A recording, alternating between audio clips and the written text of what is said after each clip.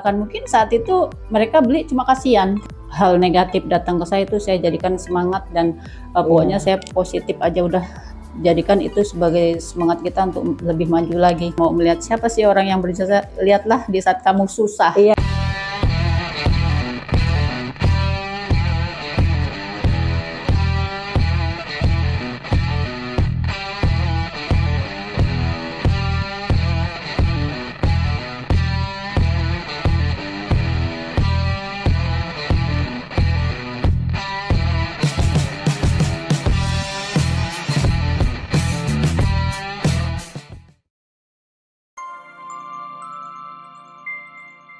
Video ini disponsori oleh PT Inovasi Sigma Perkasa, Knowledge Improvement for Dynamic. Halo sahabat DNA Pengusaha, kali ini kita kedatangan tamu yang luar biasa sekali, yaitu Ibu Suryani Aiko.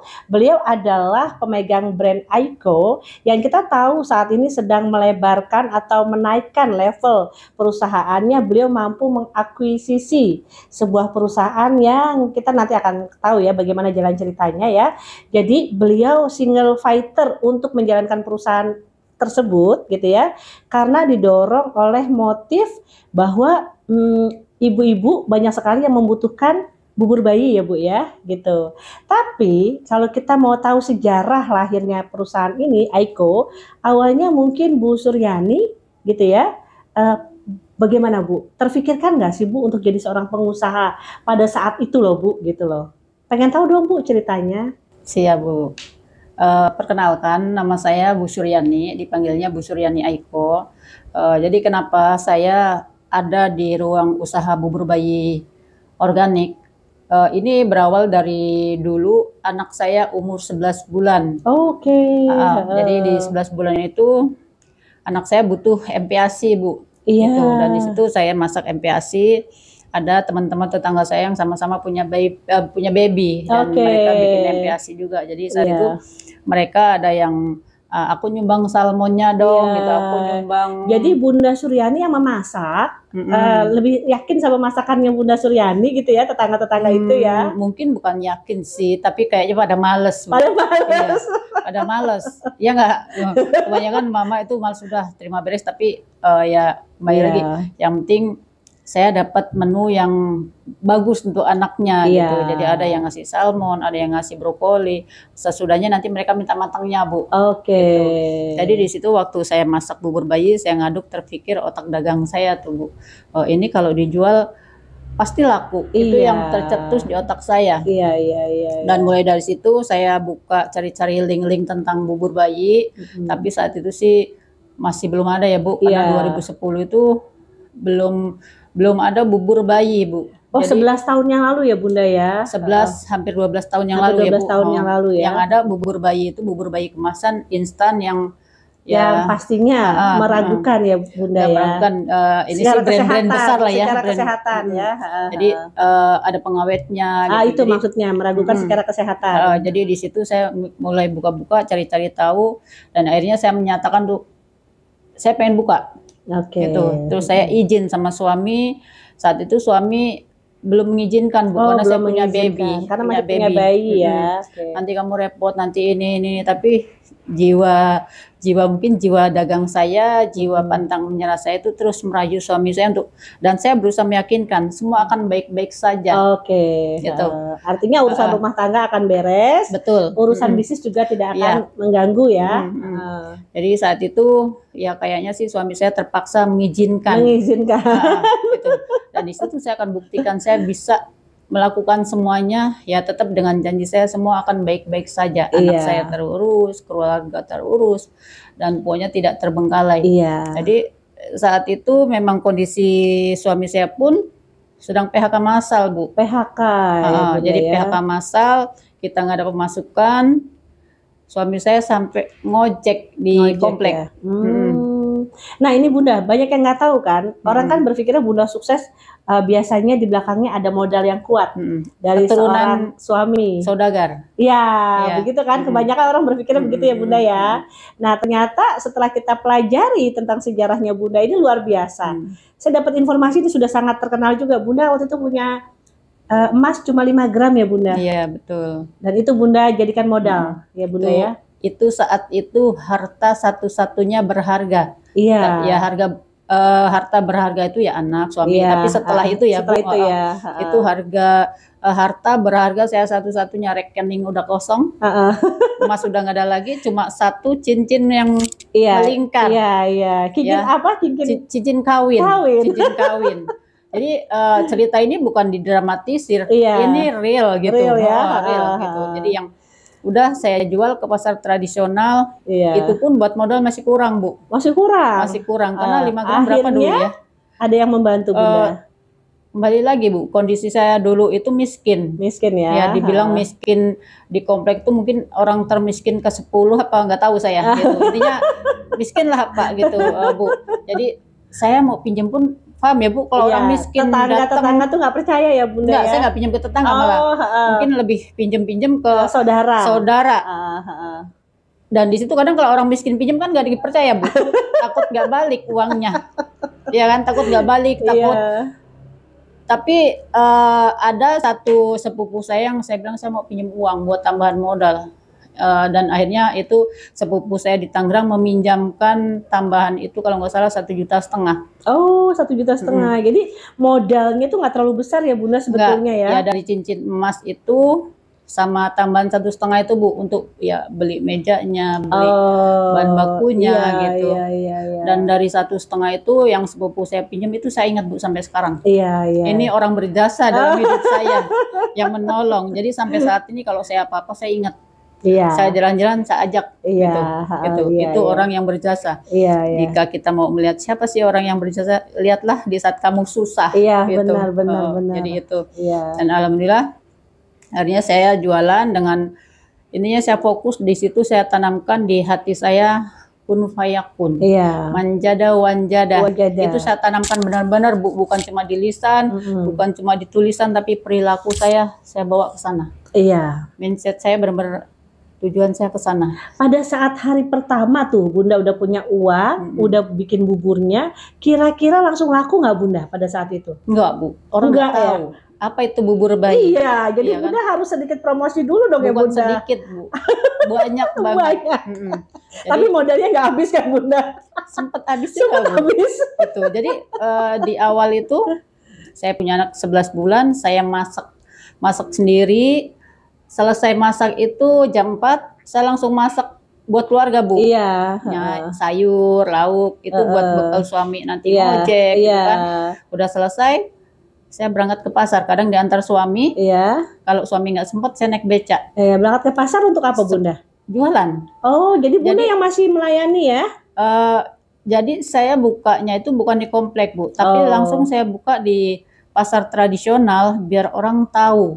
Gitu. Nah ini resep ya. Kalau memang yakin masakannya enak, langsung aja di tempat-tempat keramaian ya Bunda ya. Jadi kita cari lokasi yang benar-benar ini bagus gitu. Banyak yang tahu jadinya.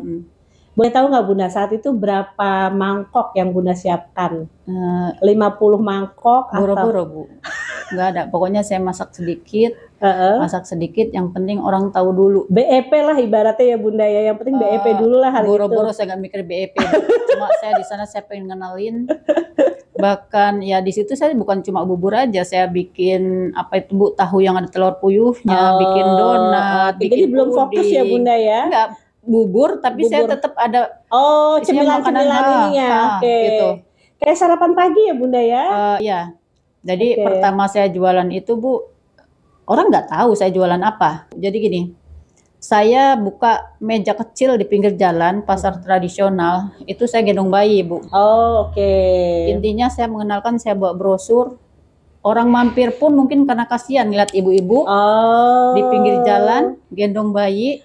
Meja kecil banget. Itu luar biasa, sangat mengenaskan ya Bunda ya. Biasanya itu dulu orang beli itu karena kasihan. Karena kasihan ada anak kecil, ada gendong-gendong. Ada ibu-ibu di pinggir jalan gendong anak kecil. Nggak peduli jualan apa kan Bu. Intinya yang pengen bantu. Ya, orang-orang berhati baik ini mampir. Apa yang dijual Bu? Pengen tahu. Bubur bayi. Bahkan mungkin saat itu mereka beli cuma kasihan. Karena kasihan. Gitu. Ya kan Bu, dan Itu berapa bulan Bunda berlangsung situasi mereka kasihan-kasihan 2 bulan mungkin Bunda ya? mungkin 2 bulan. 2 bulan. 2 bulan. Dan itu saya gunakan momen itu untuk saya mengenalkan, Pak, saya jualan bubur bayi. Oke. Bubur bayi itu apa? Nggak boleh sebut brand ya. Nggak boleh. Ya, itu yang saset, yang pokoknya yang instan. Bukan, ini yang beras, organik. ya ini beras ya. organik dicampur sama brokoli, Iya. salmon, jadi variannya banyak Pak, Iya. gitu Bu, gitu. Jadi akhirnya mereka mulai mengenal. Ya saya bukan hanya di pasar tradisional aja, saya dulu saat itu saya ngajar PAUD di komplek. Oke. Gitu. Jadi ngajar PAUD pun bukan karena saya mengejar uangnya, karena saya suka gitu. Iya. Saya suka itu saya juga dibayar sih di PAUD itu 50.000 nunggu 3 bulan Bu. Jadi setelah jualan saya lari ke PAUD ngajar, tetap gendong anak gitu. Jadi sambil itu momen-momen yang saya juga di Posyandu, saya bawa brosur, saya perkenalkan produk saya. Bulian ada Bu. Pasti. Bulian itu bukan dari orang luar tapi dari teman-teman dekat. Oh, ngapain lo ya Suryani gitu iya. ya? Bahkan teman dekat saya begini, kamu anak bayi kenapa taruh di pinggir jalan? Kasihan kena debu, kasihan ini. Banyak lah Bu ya, tapi semua bulian itu. Berapa lama tuh Bu bully-bully seperti itu? 1 tahun? Enggak sih Bu. Ya kalau bulian pasti kesini pun ada lah ya Bu ya, orang-orang yang enggak suka itu pasti ada gitu. Jadi itu setiap hal-hal yang hal negatif datang ke saya itu saya jadikan semangat dan pokoknya saya positif aja udah. Jadikan itu sebagai semangat kita untuk lebih maju lagi. Nah ini teman-teman ya, nanti suatu saat kita belajar bertemu ya sama Ibu Suryani Aiko ya, kita belajar banyak bagaimana beliau bisa menghadapi tantangan-tantangan dalam perusahaannya. Dari kecil banget ya Sangat Bunda kecil. ya, sampai sekarang nih Bunda juga mau melebarkan lagi sayapnya luar biasa. Jadi Bunda tadi udah tuh banyak bully kan Bunda ya.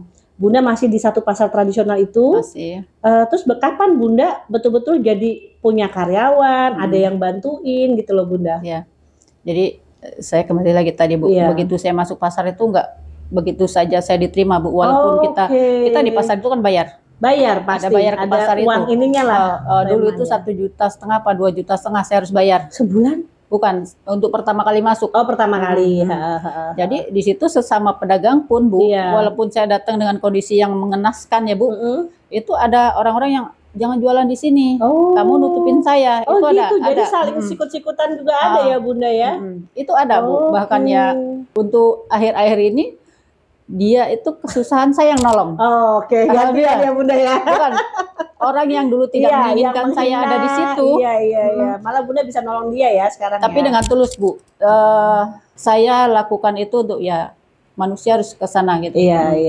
Gitu. Jadi ya di jalan di 3 bulan baru saya punya karyawan. Punya karyawan. Dan ketika Bunda sudah mempercayakan karyawan yang melakukan transaksi gitu ya setiap hari, Bunda lebih saya masih di situ. Oh, jadi nge-backup ya Bunda ya sebetulnya ya. Intinya dia hanya membantu saya melayani. Jadi seperti asisten ya Bunda ya. Bunda masih tetap tapi dibantu sama asistennya. Oke.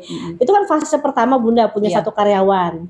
Terus Bunda punya kepercayaan diri untuk bikin lagi outlet di tempat yang lain, itu gimana Bunda prosesnya? Karena saat itu saya lihat prospeknya semakin ya langsung di 3 bulan. Waktu di 2 bulan pernah Bu, kita ya paling nggak bisa cuma 10.000, belum gitulah ya. Itu di 3 bulan langsung boom gitu, udah gitu kayak ya. Jadi pendatang pembeli itu datang dari bahkan sampai 10 kilo, 20 kilo. Ya karena kan harganya murah ya Bunda ya, bubur ayam buburnya itu kan. Ya bisa jadi murah dan ini solusi buat ibu-ibu. Betul. Solusi gitu. Jadi di situ langsung saya nambah karyawan, akhirnya saya buka titik lagi. Itu juga sama Bu, saya injek dana dari teman saya. Oh masih pinjam ya. Iya, karena sekali buka itu kita butuh 10 juta kurang lebih. Oh 10 juta ya. Belum sewa rukonya, belum ini pakai ruko langsung Bunda ya? Ruko kecil sih ruko Bu. Kecil gitu. Iya, artinya bukan cuma sekedar meja di pinggir jalan. Kalau meja di pinggir jalan mungkin 4 juta 5 juta mungkin cukup ya Bunda. Kalau di pinggir jalan sih, tapi kalau sama peralatannya bisa. Tapi kalau cuma meja aja 1 juta juga. 1 juta cukup ya Bunda. Tapi Bunda langsung memberanikan diri yang berbentuk seperti ruko itu tadi ya. Oke. Itu dan di situ ya semakin banyak lagi orang tahu. Jadi satu outlet penjaganya 5 pun kita keteterainya udah langsung Oh, di tahun 2018 kita buka banyak titik. oke. Alhamdulillah itu lokasi sana kita blok sampai sekarang. Oke. Itu ada kompetitor masuk. Tapi itu Bunda masih main di Keluar. daerah Bekasi aja atau sudah mulai merambah-merambah? Belum, kalau 2000 sampai di 2019 saya baru ekspansi yaitu akuisisi tadi Iya, oke. Berarti di 2018 Bunda masih sendiri. buka outletnya masih di Bekasi aja ya, belum masuk ke kota-kota lainnya ya Bunda ya. 2019 Bunda baru 2019. menawarkan sistem kemitraan. Belum Bu, 2019 Belum juga. itu 2019 jadi kita ada perusahaan Iya. yang mau dijual dan itu menjual produk-produk yang kita jual Oh, oke. gitu. Karena Iya, iya. beliau itu supplier kita juga. Sebutkan Bu, produk yang Ibu jual itu apa? Jadi dulu kita baru bubur aja, bubur Bubur, bayi aja, puding, tapi ini kita merambah ke retail. Detail. Retail itu yang kemasan. Kaldu ya. Ada kaldu, ada oatmeal, Oatmeal.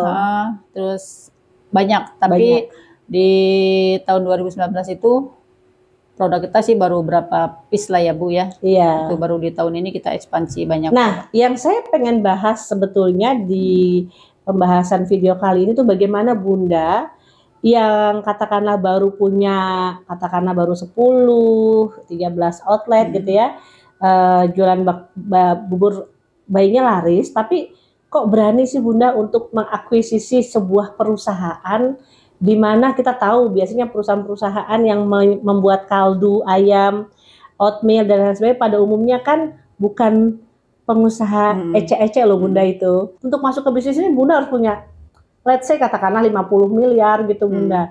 Kok Bunda berani gitu Bunda? Padahal dengan omset Bunda punya 13 outlet kan ya misalnya baru mungkin ya Bunda punya profit mungkin baru sekitar 500 jutaan. Kok berani Bunda beli perusahaan seperti itu loh Bunda? Ya. Jadi di 2019 itu salah satu dari pemilik saham perusahaan itu Tersebut ya, menawarkan ke saya, Ibu mau beli nggak nih perusahaan? Ada 3 orang calon yang mau membeli. Oh, ada 3 calon saingan ya? Ya, itu saya tanya pembelinya siapa aja? Si A. Orang lokal semua. Gitu. Dan di situ. Nah, sementara Ibu satu-satunya pengusaha lokal. Iya, dan perempuan. Ya, perempuan lagi ya. Oke.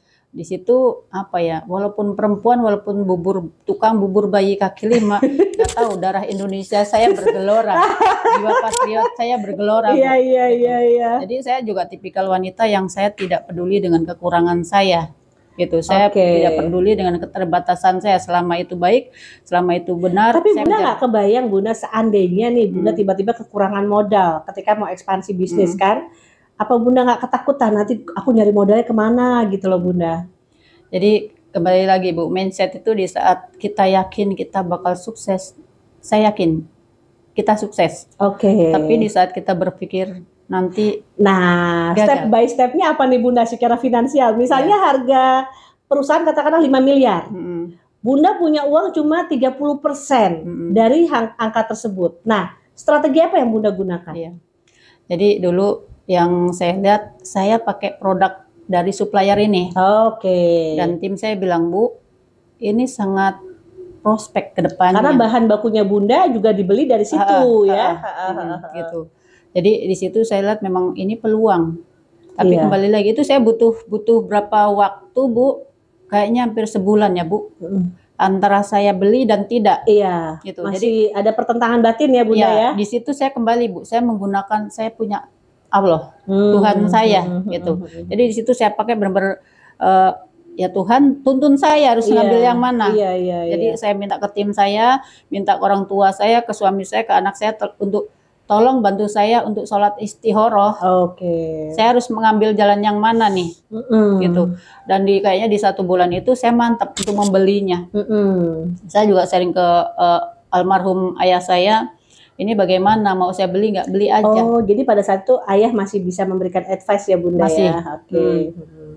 Dan di situ beliau bilang ambil aja, tapi saya perempuan. Kalau saya menjadi owner suatu perusahaan, paham ya Bu, di dunia usaha itu, dunia usaha itu keras. Manufacturing industry berarti Bunda ya, dimana Bunda nanti harus ada kemampuan juga sertifikasi, apapun di situ pangan, food, apapun gitu ya Bunda ya. Jadi di situ pasti zona-zona yang saya butuh effort tinggi dan besar gitu. Di situ ayah saya bilang, ambil kesempatan ini walaupun kamu perempuan, tapi tetap ingat dengan kodratnya, ambil. Iya. Jadi saya sebenarnya ini juga saya membeli perusahaan ini sebenarnya hadiah untuk bapak saya. Oke, Gitu. kenapa Bunda? Bapak sakit atau gimana? Enggak, karena beliau itu orang yang paling saya sayangin. Oke.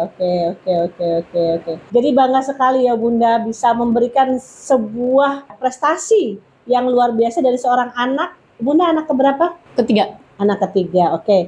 Iya, jadi ayah komentarnya gimana? Dapat hadiah sebesar itu loh Bunda. Kalau saat itu kan belum saya akuisisi, tapi ya beliau itu selalu mendorong saya untuk positif. Iya, oke.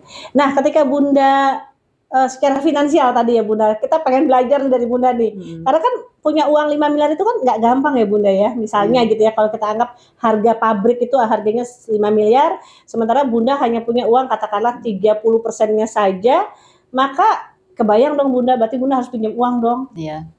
Nah, strategi apa yang Bunda gunakan?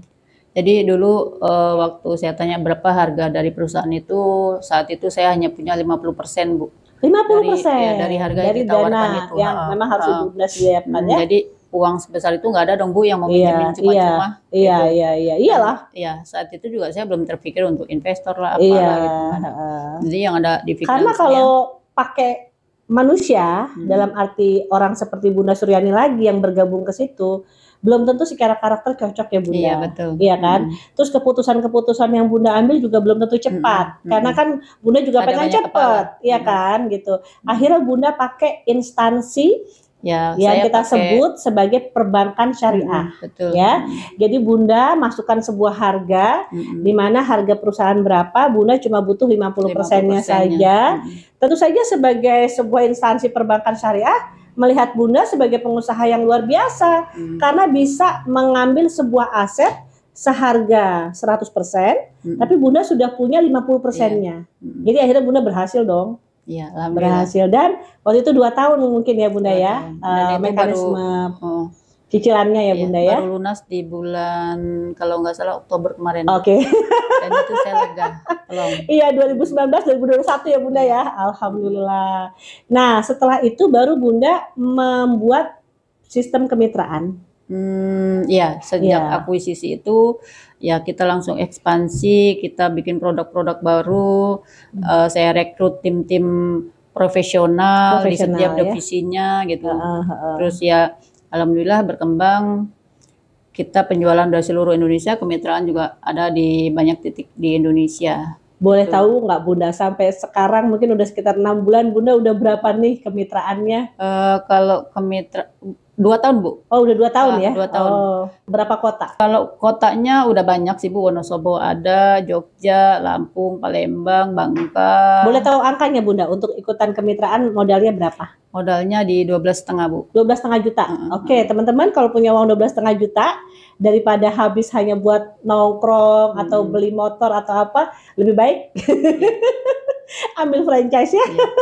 Ya, itu ada beberapa opsi harga sih Bu. Nah, kita banyak belajar nih Bunda. Bagaimana Bunda menceritakan dong, bagaimana sih mengirimkan barang-barang tersebut kepada sekian banyak kota gitu ya Bunda ya. Apakah barang tersebut memang bisa diplastik-plastikan sehingga Bunda bisa kirim-kirim tuh gimana Bunda? Iya. Jadi kita ya itu sudah kita pikirkan Bu untuk membuat produk yang ini aman dikirim sampai mungkin jangka pengirimannya pun ada yang 2 minggu kan Bu. Oh jadi sampai 2 minggu masih bisa ya Bunda ya? Enggak, produk yang kita buat justru bertahan bisa 1 tahun. Oh, tapi termasuk si bubur bayi itu? Kalau bubur bayi kita masih ini sih Bu. Masih yang kotak-kotak, masih yang dekat-dekat kalau bubur bayi. Tapi kalau yang Wonosobo dan lain-lain itu Bunda yang satunya lagi ya? Kita kirim itu untuk yang ya penjualan di kaki lima ya Bu ya gitu. Belum kalau bubur bayi belum yang retail gitu belum. Oke. Kalau bubur bayi saat ini masih Bunda kelola sendiri? Enggak, mitra udah. Sudah mitra juga yang 12,5 juta itu. Tapi kota-kota yang menjadi ruang lingkupnya boleh kota apa aja misal? Boleh di semua. Di Bengkulu boleh Bunda? Boleh. Medan boleh? Semuanya boleh. Oke, misalnya nih saya ada di Bengkulu. Saya hubungi Bunda, saya bayar 12,5 juta. Kemudian nanti saya dapat barang dari Bunda, itu barangnya awet Bunda? Bisa bertahan sampai 1 tahun. Oh, bisa bertahan sampai 1 tahun. Jadi setiap pagi nanti saya akan Tinggal masak. siapin bubur bayinya gitu ya, segala macam ya Bunda ya. Jadi racikannya luar biasa nih Bunda ya. Ya, kita ada ahli pangannya, Bu. Oh, udah ada ahli pangannya. Misalnya saya sudah sukses nih Bunda di Bengkulu nih dengan satu franchise, katakanlah satu kemitraan 12,5 juta. Saya mau bikin lagi di Bengkulu lagi, boleh ya Bunda? Boleh. Boleh ya. Jadi gitu ada ya. Bu satu mitra itu yang mereka punya 10, Oke, punya 12, 15 ya. boleh gitu. Nah itu loh teman-teman ya, luar biasa banget. Jadi ada juga sih mitra kerja kita yang dia punya hampir 100 titik. 100 titik? Iya. Satu orang pengusaha bisa beli 100 titik Bunda. Iya. Nah Bunda sistemnya gimana? Nanti ada supervisor dari Bunda yang maintain atau gimana? Ada ya. Penting kita ada yang benar-benar support full seumur hidup selama mereka masih bergabung di AICO. Oh, oke. Waduh, ini menarik banget nih kalau kita tahu keuntungannya nih. Filosofi keuntungannya gimana sih Bunda? Kalau keuntungan sendiri sih itu bisa 65%. 65% ya Bunda ya, setiap kali tampil gitu ya. Ya makanya ya itu Bu, dari bubur bayi kaki 5 bisa akuisisi perusahaan supplier, berarti ini nggak main-main Bu. Oh iya benar luar biasa ya. Keuntungan 65% itu susah loh didapat. Rata-rata kalau kita jualan pisang goreng aja Bunda di pinggir jalan aja ya. Kan mentalnya juga belum tentu dapat ya Bunda ya. Kita jualan pisang goreng dikata-katain juga ya Bunda ya sama orang ya. Padahal itu untungnya mungkin bisa 70% gitu kan Bunda ya. Nah, ini juga kurang lebih sama, untungnya 65% loh. Seger banget itu Bunda. Sangat. Ya, kalau misalnya kita bandingkan sama tukang bakso ya Bunda ya, tukang bakso pinggir jalan itu mungkin average keuntungannya mungkin sekitar 50 atau 40%. Karena kan banyak biaya-biayanya Bunda. Iya kan? Kalau ini cuma naruh meja gitu kan ibaratnya, terus jualan seperti agar-agar lah ibaratnya gitu ya. Itu keuntungan sampai 65%. Wah, seger banget Bunda. Daging tuh Bunda 65%. Ya kan? Visibility study-nya tuh benar-benar menggiurkan ya Bunda. Kita kan pernah dengar ya kalau kita buka usaha restoran Padang ya Bunda ya, palingnya kan memang untungnya 50%. Tapi kan ada kemungkinan basi, ada kemungkinan nggak laku, ya kan Bunda? Nah kalau ini kira-kira ada kemungkinan nggak lakunya? Kayaknya nggak ada ya Bunda. Jam 8 pagi udah pada laku tuh Bunda. Jadi ya namanya jualan sih ada sih Bu, ada. Contoh hujan deras gitu kan. Oke, hujan. Itu nggak habis ada, tapi ya tetap kita di menu-menu di outlet itu kita semua harus fresh. Kalau nggak habis buang. Nggak ada yang namanya dijual lagi buat besok tuh nggak ada. Iya, jadi peluang kerugian dalam 1 bulan itu ya paling pada saat hujan mungkin hanya 1 kali, 2 kali. Itu perbandingannya ya Bunda ya. Dibandingkan keuntungan 65% every day selama 30 hari tentu saja sudah bisa mengcover ya Bunda ya. Ini peluang bisnisnya luar biasa nih AICO nih. Makanya makin lama namanya makin terkenal banget ya Bunda ya, meledak ya Bunda ya. Tapi sekarang juga banyak Bu. Persaingannya kan pasti orang banyak yang ngelirik juga dong Bunda, ya kan brand-brand lain pasti muncul ya Bunda ya. Betul. Tapi biasanya kalau kita punya brand sudah agak di awal gitu kan ya Bunda, itu image-nya tuh lebih kental ya Bunda ya. Jadi Bunda ini kan Instagramnya mungkin websitenya apa semuanya sudah inilah ya. Oke. Langkah selanjutnya Bunda, tadi kan udah 2 nih, Bunda bisa mengakuisisi perusahaan yang mungkin harganya kita tahu lah nggak semua pengusaha lokal bisa mengakuisisi perusahaan seperti itu. Bunda punya tekad karena Bunda ingin membuktikan bahwa pengusaha lokal pun bisa. Ya, Bunda bersaing dengan pengusaha non lokal. Yang kedua, Bunda bisa bikin sistem franchise di seluruh kota dengan harga hanya 12,5 juta gitu kan. Nah, saya dapat kabar nih, Bunda juga ada yang ketiga.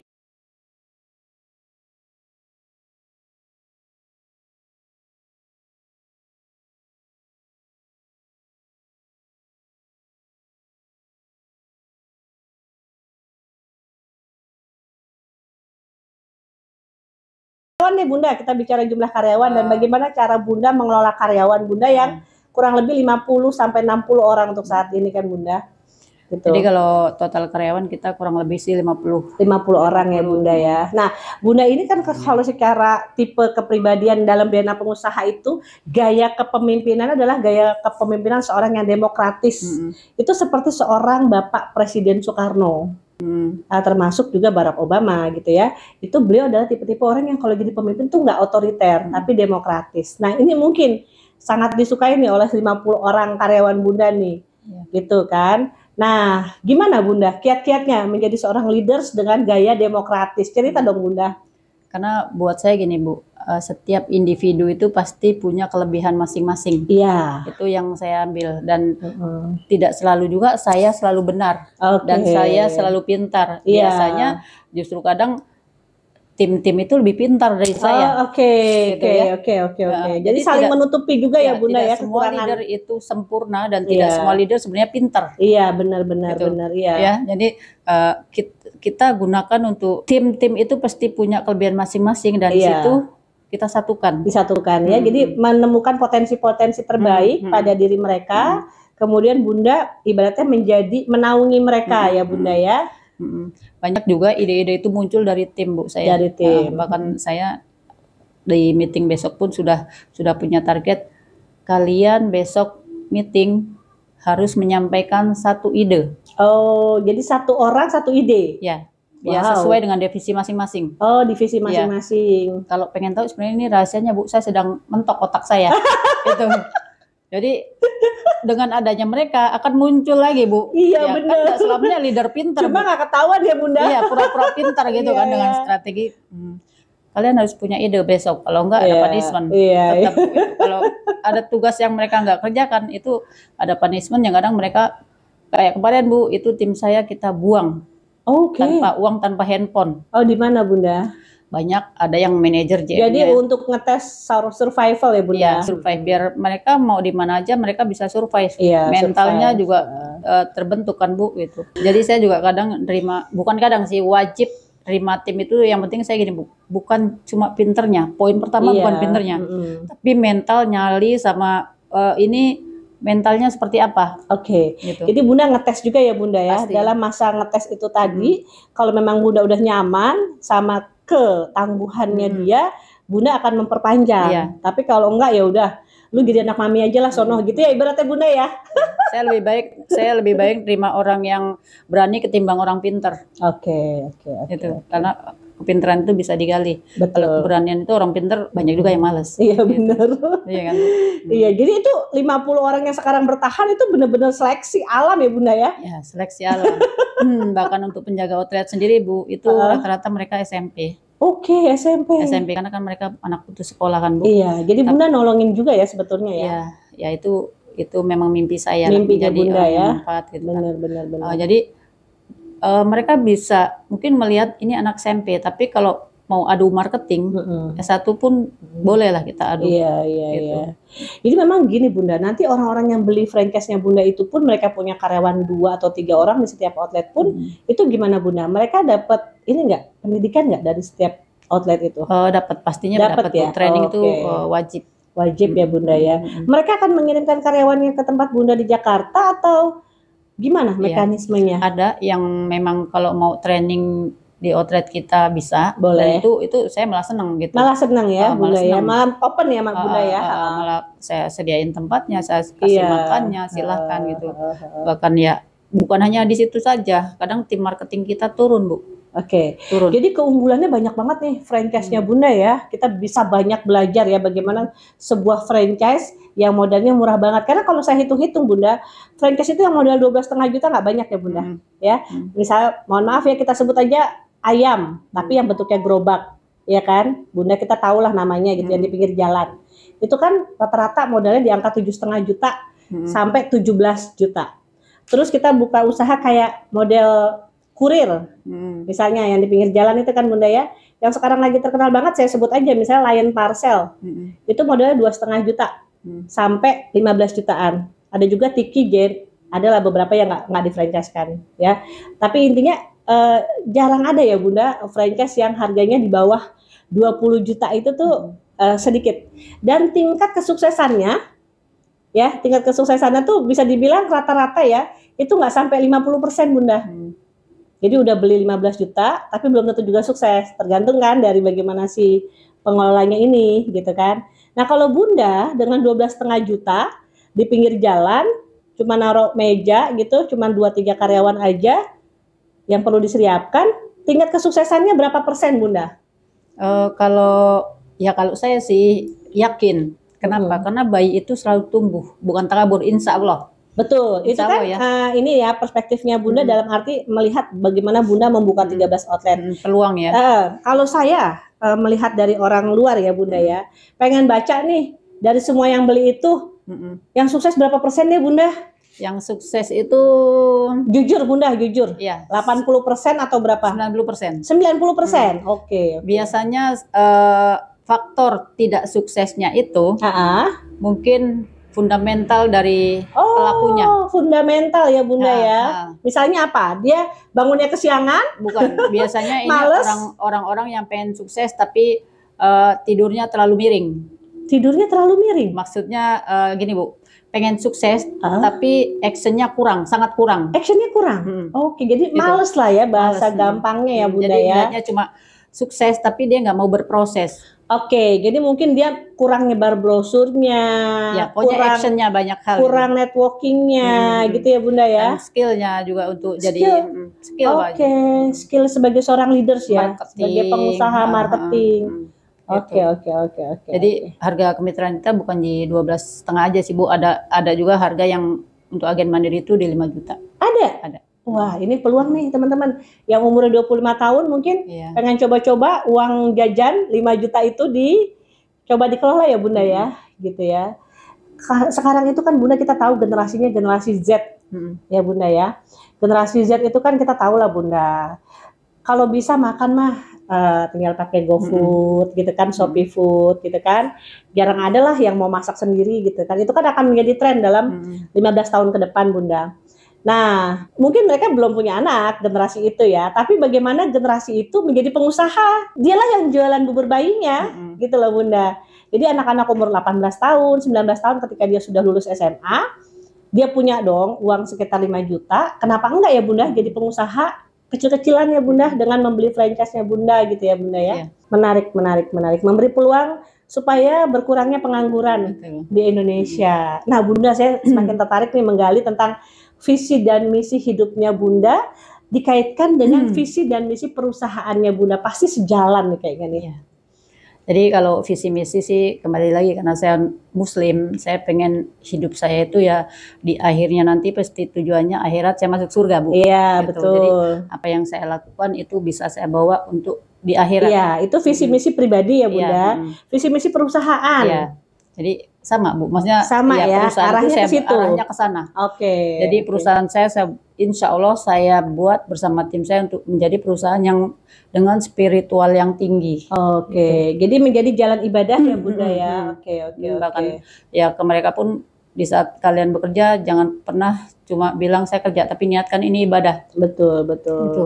Juga di situ kita pengen memproduksi produk-produk yang jadi solusi. Iya. Ya Bu. Jadi solusi buat konsumen. Iya, jangan cuma bikin produk tapi nggak jadi solusi. Iya, kalau kita lihat kan Bunda ya di Indonesia ini kalau kita analisa kan banyak banget ya Bunda sumber-sumber natural ya Bunda ya. Artinya kita punya banyak sekali bahan baku ya Bunda ya. Nah, kemudian Bunda bikin salah satu bahan baku itu campuran dari misalnya beras dan beberapa misalnya kayak wortel ya Bunda ya. Bunda gabung jadilah bubur bayi. Nah, pertanyaan saya berikutnya adalah setelah Bunda dapat sebuah ide bisnis bubur bayi gitu kan, kemudian ternyata supplier dari bubur bayi tersebut salah satunya kaldu ya, mungkin kaldu ayam atau apa, Bunda juga mengakuisisi perusahaan tersebut dan kemudian juga masuk ke oatmeals dan lain sebagainya ya Bunda ya. Nah pastinya Bunda sekarang nih kalau digabung-gabung nih Bunda ya, katakanlah karyawan yang permanen 50 orang, mitra dan lain-lain. Kalau digabung tuh semuanya tuh Bunda keluarga besarnya Aiko itu kira-kira berapa ya Bunda? Ratusan kali ya Bu. Ratusan ya Bunda ya, gitu. Pernah nggak Bunda menyebutkan dalam sebuah visi misi atau bisnis plan-nya Bunda, saya ingin berdampak pada 100.000 orang di Indonesia? Belum sih Bu, saya lebih ke pokoknya manfaat untuk banyak umat. Banyak umat ya Bunda ya. Banyak umat gitu. Jadi ya contoh kita ke supplier beras ya Bu. Kita berasnya itu ngambil dari Gapoktan Solo itu kita sekali order bisa 7 ton. 7 ton? Itu sebulan atau? Bisa untuk kebutuhan berapa minggu Bu. Oh hanya berapa minggu 7 ton. Wow. Kita banyak belajar ya dari sini ya. Bagaimana kita menghidupkan Iya, ya, para petani. orang-orang dari supplier-suppliernya Aiko ya Bunda ya. Jadi suppliernya bukan Wah, hanya jangan-jangan pasar Keramat Jati bisa Bunda borong semua. Kalau pasar itu kebutuhan banyak manusia. Iya, Bunda punya ini ya, supplier-supplier khusus ya. Oke, berarti yang paling banyak tadi beras, sayuran dan rempah-rempah. Dan rempah-rempah. Oke. Jangan-jangan berarti Bunda nanam sendiri tuh wortelnya. Bisa jadi, Bu. Bisa jadi ya. Iya, pernah terpikir. Pernah terpikir ya bikin wortel sendiri ya Bunda. Saat kita dapat labu parang itu, Bu, itu kan ada biji-bijinya. Oke. Saya sampai bilang sama tim, coba biji-biji ini kalian cuci dan kalian isinya paling enggak coba tanam sedikit karena kita nggak punya lahan. Di pekarangan yang pekarangan Bekasi yang Bunda punya ya. Bukan di pekarangan BSD. Di Tangerang. Jadi kita itu ada 2 sistem, Bu. Penjualan bubur bayi kaki 5 yang punya saya di Bekasi, sama pabrik untuk penjualan yang itunya di BSD kan. Yang saya akuisisi itu di BSD. Gitu. Jauh kan Bunda ya perjalanannya ya, BSD Bekasi, BSD Bekasi. Saya bahkan seminggu ini saya hampir tiap hari. Kemarin saya subuh-subuh GO di Bogor. Tapi saya lihat Bunda nih, saya kan suka lihat Bunda juga di Facebook ya Bunda ya. Juga sama Adit ya PO ya Bunda. Bunda kayak nggak pernah ngeluh deh Bunda, kayaknya tuh BSD Bekasi Bekasi tuh every day, every week tuh kayaknya asik aja gitu Bunda. Kalau manusia itu nggak ada yang namanya sempurna ya Bu, nggak ada namanya happy terus. Tapi saya buat apa saya mengeluh gitu. Itu Bunda ada strategi nggak? Misalnya hari Senin Bunda di BSD, hari Selasa Bunda di Bekasi, hari Rabu Bunda di sini. Itu ada ini ya nggak sih Bunda?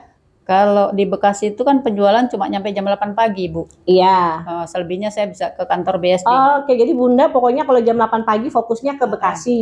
Tergantung, kalau saya butuh untuk briefing pagi-pagi, itu saya tinggalin. Saya harus dari subuh berangkat ke BSD. Nah, saya jadi tertarik nih. Bunda sekarang punya berapa GM, punya berapa manajer, sehingga Bunda ini kan pokoknya tinggi banget lah mobilitasnya. GM ada berapa, manajer ada berapa? Masih sedikit sih Bu, kalau GM masih 1, manajernya masih produksi lah, sama marketing baru ada supervisor, manajernya belum ada.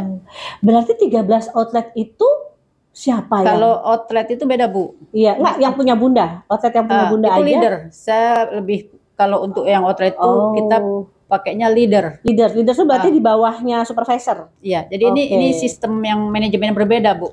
Jadi bubur ini jadi usaha pribadi. Kalau ini perusahaan, jadi keuangannya misah. Keuangannya misah. Keren ya? Iya.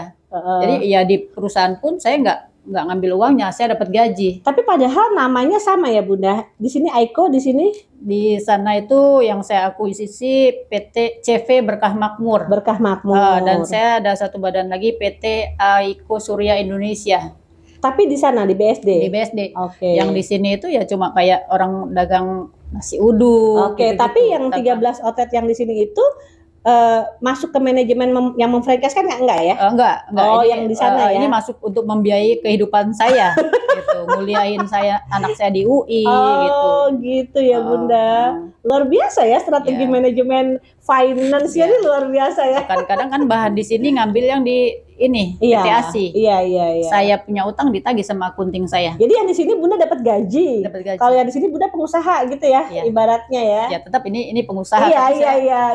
Iya. Profesional, saya hanya dapat gaji, untung saya nggak ambil untuk kita untuk pengembangan, ekspansi pengembangan. Nah ini teman-teman kita belajar ya.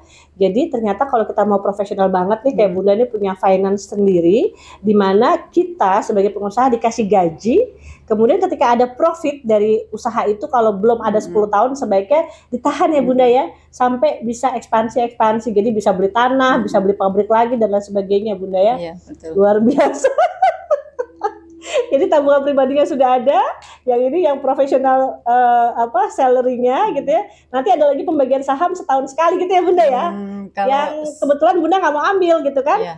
Kalau kita sih itu perusahaan kan memang ownernya saya, komisarisnya anak saya kan, gitu. Jadi memang nggak perlu diambil lah saham-saham untuk ekspansi aja lah. Iya. Oke. Halo sahabat DNA Pengusaha, kita minta komentarnya dong seperti apa. Bu Suryani ini luar biasa sekali nih Bu ngebahas mengenai bagaimana sisi perjalanan awal Bu Suryani membuat bubur bayi, kemudian bisa mengakuisisi sebuah perusahaan yang kebetulan video-video saya yang sebelumnya belum ada nih Bunda yang seperti ini. Dan yang saya unik banget nih Bunda, alhamdulillahnya ini Bunda perempuan loh. Iya. Ya Bunda, terima kasih banget ya Bunda ya udah Sama-sama, datang Bu. ke YouTube DNA Iya. Pengusaha ini.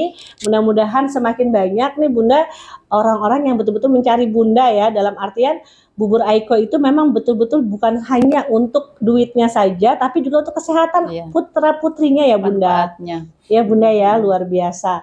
Oke, sahabat DNA Pengusaha, saya senang banget nih kalau teman-teman mau komentar ya di bawah ini. Juga nanti ada link ya untuk kalau ada yang mau langsung join ke Ibu Suryani Aiko ya. Karena saya lihat mungkin ya teman-teman di Kalimantan ya atau di Sulawesi pengen coba juga nih bubur Aikonya. Ya, terima kasih sahabat DNA Pengusaha. Sampai jumpa lagi. Terima kasih Bunda. Terima kasih Bu Asti Iya. sudah diundang di Iya. DNA Pengusaha. Pengusaha. Sukses selalu Sip, untuk terima DNA kasih Pengusaha Bunda. dan tim. Iya.